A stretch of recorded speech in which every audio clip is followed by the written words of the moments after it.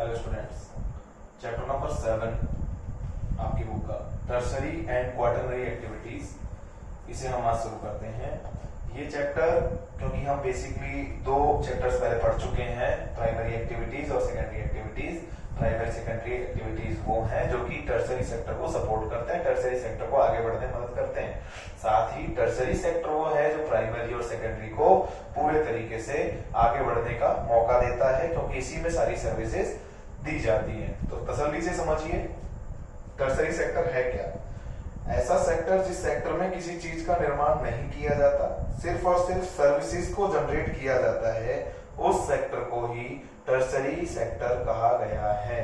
इसमें different different activities को डाला गया है। इसी के साथ में ऐड किया गया है quaternary activities. Quaternary activities tertiary sector का ही कुछ पार्ट है। टर्सरी एक्टिविटीज को कुछ अगर मॉडिफाई कर दें, जैसे कि हाई प्रोफेशनल जो वर्क्स होते हैं, जैसे कि किसी कंपनी का एमडी, सीईओ जो बड़े लेवल पे काम करते हैं, वो सभी क्वार्टरनरी एक्टिविटीज का पार्ट होते हैं। इसके अलावा एक और इसमें आपको पार्ट दिया गया है, this one is quinary activities. Quinary activities के अंदर इन्होंने आपको एक फ्लो चार्ट में बताया हुआ है, specialist, decision makers, consultants, policy formulators.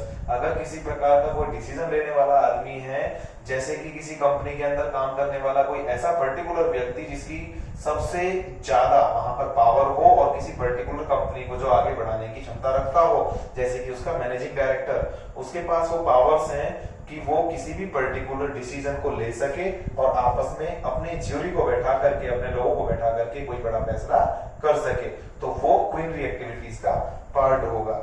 अब आते हैं, इसमें आपको डिफरेंट डिफरेंट पार्ट दिए गए हैं। फ्लो चार्ट पेज नंबर 56 पर जो है वो आपके लिए मोस्ट इंपोर्टेंस रखता है। इसको आप घर पर तसल्ली से एक बार गो थ्रू जरूर हो। इसके अलावा पहला आता है इसमें ट्रेड एंड कॉमर्स। ट्रेड के अंदर किसी भी पर्टिकुलर चीज को बाय करना, खरीदना या फिर सेल करना, बेचना, ये सर्विस सेक्टर का पार्ट है। आप किसी भी पर्टिकुलर शॉपकीपर से किसी भी चीज को जब परचेज करते हो तो मींस बाइंग कर रहे हो, और आप किसी चीज को अगर दे रहे हो तो सेल कर रहे हो। इसके बाद अगर हम आते हैं, ये जहां पर भी काम होता है हमें क्या कहा जाता है? Trading centres. ट्रेडिंग सेंटर्स को जो दो डिफरेंट पार्ट्स यहाँ पर दिए गए हैं। पहला है रूरल मार्केटिंग सेंटर और दूसरा है आपके पास में urban marketing centres. Rural marketing centres वो हैं जहां पर गांव के अंदर बड़े बड़े हाट बाजार लगते हैं। ये पीरियोडिक भी हो सकते हैं, पर्टिकुलर किसी एक दिन पर लगने वाले बाजार, जैसे कि अलवर में मंगल बाजार, मंगलवार को कुछ ऐसा मार्केट लगता है जिसमें कुछ सस्ते कपड़े, शूज, इस तरह की चीजें सस्ती मिलती हैं और ज्यादातर लोग उस दिन लेने के लिए आते हैं। इसी तरीके से अर्बन मार्केटिंग सेंटर्स के अंदर भी बहुत सारे अलग अलग प्रकार के काम हैं, जैसे कि markets for labour, housing, semi और फर्निश्ड प्रोडक्ट्स। मतलब कुछ ऐसे लेवल के प्रोडक्ट अर्बन सेंटर पे मिलते हैं जो कि रूरल सेंटर के अंदर अवेलेबल हो ही नहीं सकते, जैसे कि हाई प्रोफेशनल्स के द्वारा बनाई गई मोटरसाइकिल्स, डिफरेंट टाइप के और मटेरियल, डिफरेंट मशीनरीज, ये सब आपको अर्बन सेंटर में मिलेंगे, रूरल सेंटर में नहीं मिलेंगे। इसके बाद आइए रिटेल ट्रेडिंग। रिटेल ट्रेडिंग का सीधा सा मीनिंग है, जिस भी पर्टिकुलर शॉपकीपर से आप सामान परचेज करते हैं वो पर्टिकुलर व्यक्ति रिटेल ट्रेडर कहलाता है। याद रखिएगा, वो व्यक्ति रिटेल ट्रेडर कहलाता है। कंपनी अपना सामान देती है होलसेलर को, होलसेलर देता है रिटेल सेलर को, और इससे आता है कस्टमर के पास में।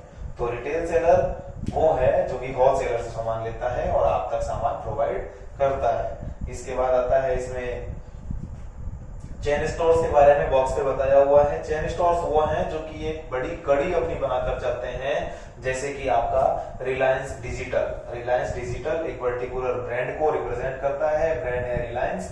वो अपनी तरफ से डिफरेंट डिफरेंट आर्टिकल्स दे रहा है, जैसे कि रिलायंस फुटप्रिंट, शूज की वैरायटी वो आपको आजकल देने लगे हैं। तो इनके चेन स्टोर्स हैं, एक जगह पर सामान कम बिकता है दूसरी जगह बेच देते हैं, ये कंटिन्यू काम करते रहते हैं। इसके अलावा होलसेल ट्रेडिंग। होलसेल ट्रेडिंग मैंने आपको अभी बताया, होलसेल ट्रेडिंग वो है जो कि रिटेल सेलर्स के लिए अपना पूरा का पूरा काम तैयार करते हैं और उनको देते हैं। उसके बाद आता है इसमें ट्रांसपोर्ट। ट्रांसपोर्टेशन आप सभी जानते हैं, आपकी लाइफलाइन ट्रांसपोर्ट से ही जुड़ी हुई है। आज के समय में जितने भी जो काम हो रहे हैं वो ट्रांसपोर्ट के बिहाफ पर ही हो रहे हैं। इसमें किसी भी प्रकार के ट्रांसपोर्ट मीन्स को आप ले सकते हैं।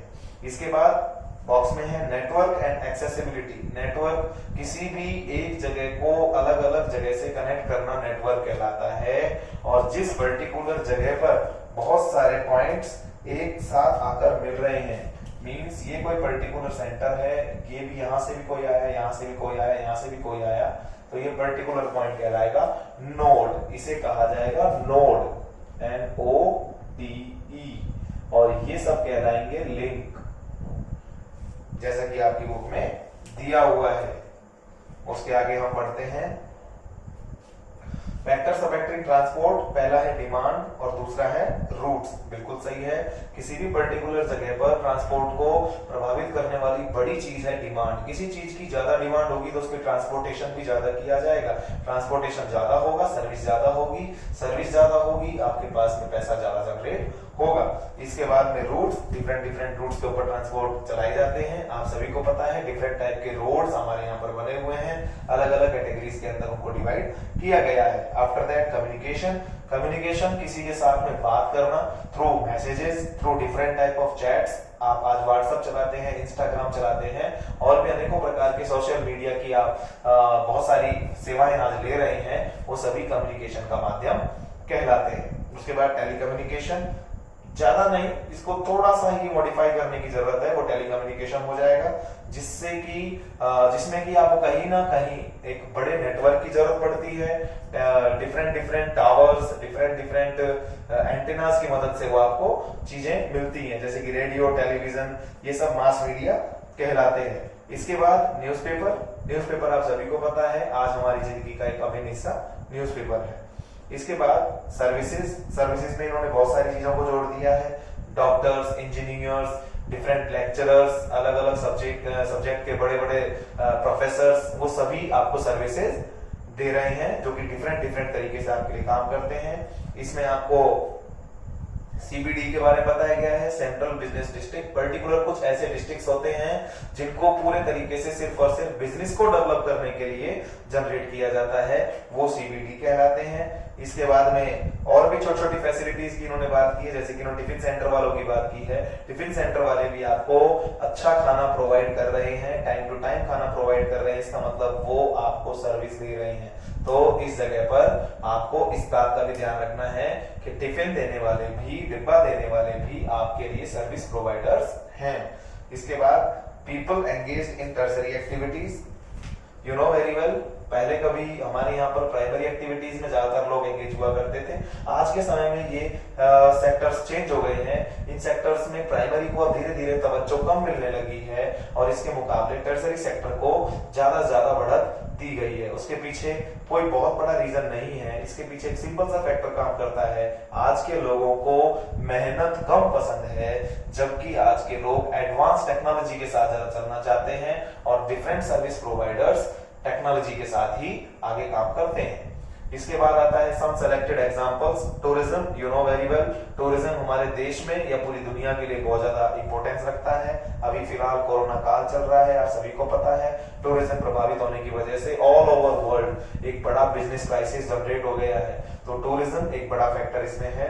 उसके बाद आता है फैक्टर्स अफेक्टिंग टूरिज्म। पहला है डिमांड, किसी पर्टिकुलर जगह की डिमांड कितनी है, वो आखिर कितनी अच्छी एक साइट रखता है, कैसे उस जगह पर लोग आसानी से पहुंच सकते हैं, और उसके लिए ट्रांसपोर्ट, ये बड़ी एक महत्व रखने वाली बात है। कोई जगह बहुत सुंदर है, लेकिन उस जगह को रीच करने के लिए, उस जगह तक पहुंचने के लिए हमें बेटर ट्रांसपोर्ट फैसिलिटीज चाहिए। तो इन बेटर ट्रांसपोर्ट फैसिलिटीज को यूज में लेने के लिए हमें बहुत सारा काम करने की जरूरत है, जिसके कारण ही आज के समय में ट्रांसपोर्ट आगे बढ़ सकता है। इसके बाद टूरिस्ट अट्रैक्शंस।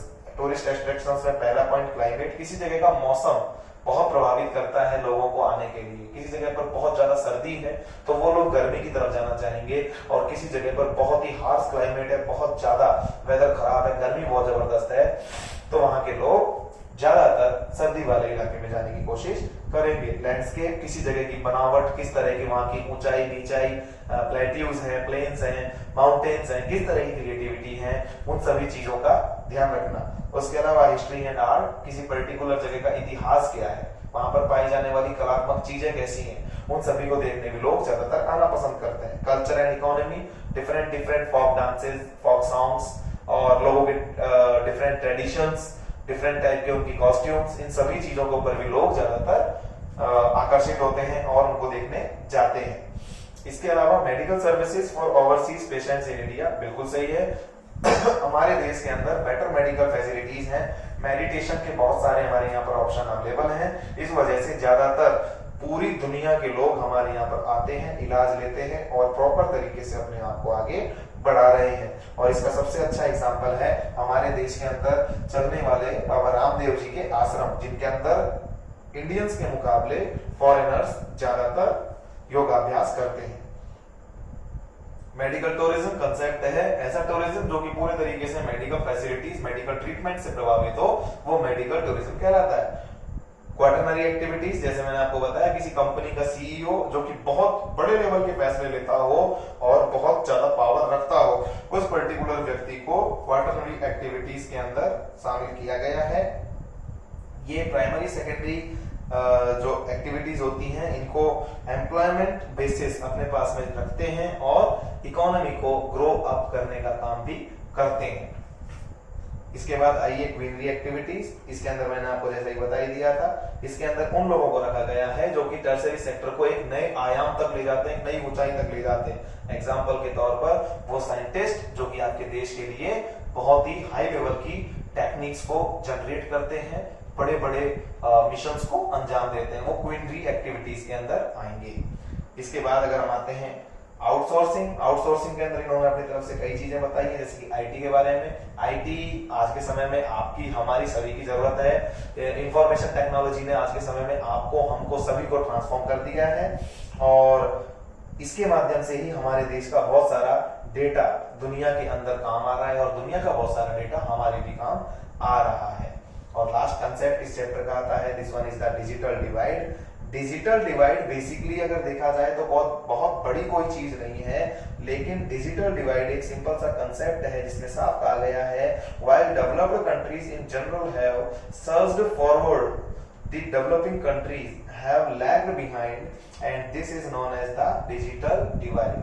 जब ज्यादातर डेवलप्ड नेशंस काफी कड़ी मेहनत करते हैं, बहुत मेहनत करने के बाद में कुछ नया जनरेट करते हैं, तो कुछ डेवलपिंग नेशंस उनके आसपास आने की कोशिश करते हैं, लेकिन ऐसा नहीं कर पाते। यही एक बड़ा जो गैप है, इसी को डिजिटल डिवाइड कहा गया है। और इसको डिजिटल डिवाइड कहने के पीछे बड़ा कारण यही है कि आज के समय में डेवलप्ड नेशंस के अंदर सर्विस सेक्टर बहुत ज्यादा प्रभावी है, बहुत ही तरीके से काम करने वाला है। इस वजह से वो लोग अपने आप को एक नई ऊंचाई पर ले जा चुके हैं और इंडिया जैसे डेवलपिंग नेशंस अभी उनके आसपास में नहीं टिकते। रीजन, क्योंकि उन लोगों के पास एक हाई लेवल की टेक्नोलॉजी है, हमारे पास में अभी ऐसा कुछ नहीं है। इसके अलावा जब भी आप इस चैप्टर को पढ़ें, जब भी इस चैप्टर के बारे में आप कुछ नॉलेज लें, जरूर से जरूर अपनी बुक को आप साथ लेकर बैठें। आई थिंक इस चैप्टर में ऐसा कुछ नहीं है